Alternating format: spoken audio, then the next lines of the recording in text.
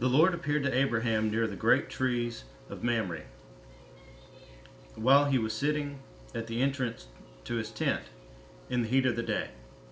Abraham looked up and saw three men standing nearby. When he saw them, he hurried from the entrance of his tent to meet them and bowed low to the ground. He said, "If I have found favor in your eyes, my Lord, do not pass your servant by. Let a little water be brought, and then you may all wash your feet and rest under this tree. Let me get you something to eat, so you can be refreshed, and then go on your way, now that you have come to your servant." "Very well," they answered. "Do as you say." So Abraham hurried into the tent to Sarah. "Quick," he said, "get 3 seahs of fine flour and knead it and bake bread and bake some bread." Then he ran to the herd and selected a choice, tender calf and gave it to a servant who hurried to prepare it. He then brought some curds and milk and the calf that had been prepared and set these before them. While they ate, he stood near them under a tree. "Where is your wife Sarah?" they asked him. "There in the tent," he said. Then the Lord said, "I will surely return to you about this time next year, and Sarah, your wife, will have a son." Now Sarah was listening at the entrance to the tent, which was behind him. Abraham and Sarah were already old and well advanced in years, and Sarah was past the age of childbearing. So Sarah laughed to herself as she thought, "After I am worn out and my master is old, will I now have this pleasure?" Then the Lord said to Abraham, "Why did Sarah laugh and say, 'Will I really have a child, now that I am old?' Is anything too hard for the Lord? I will return to you at the appointed time next year, and Sarah will have a son." Sarah was afraid, so she lied and said, "I did not laugh." But he said, "Yes, you did laugh."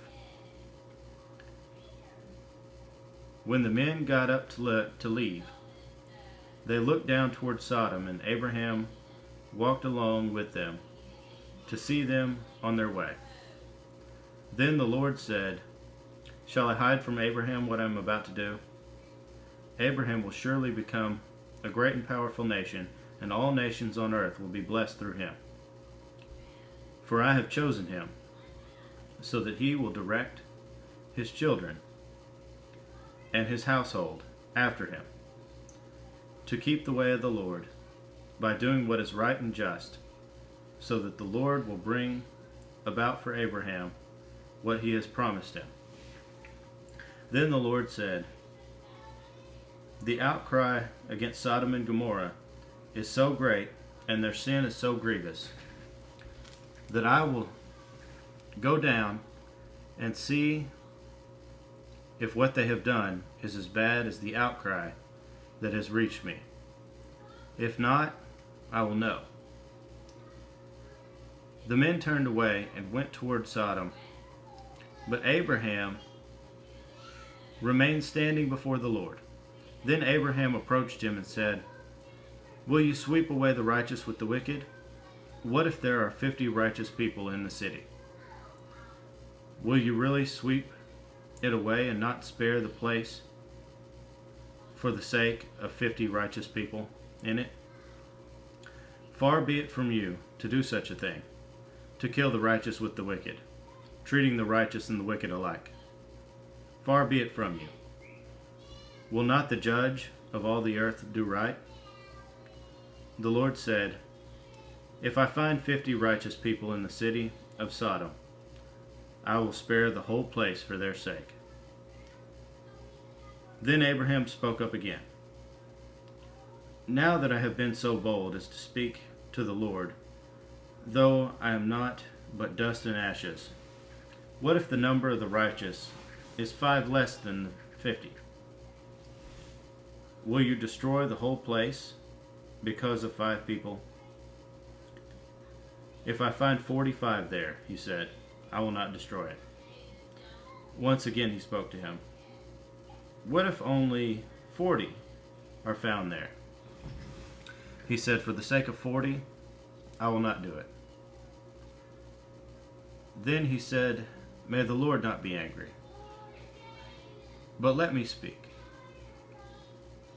What if only 30 can be found there? He answered, I will not do it if I find 30 there. Abraham said, now that I have been so bold as to speak to the Lord, what if only 20 can be found there? He said, for the sake of 20, I will not destroy it. Then he said, may the Lord not be angry, but let me speak just once more. What if only 10 can be found there? He answered, for the sake of 10, I will not destroy it. When the Lord had finished speaking with Abraham, he left and Abraham returned home.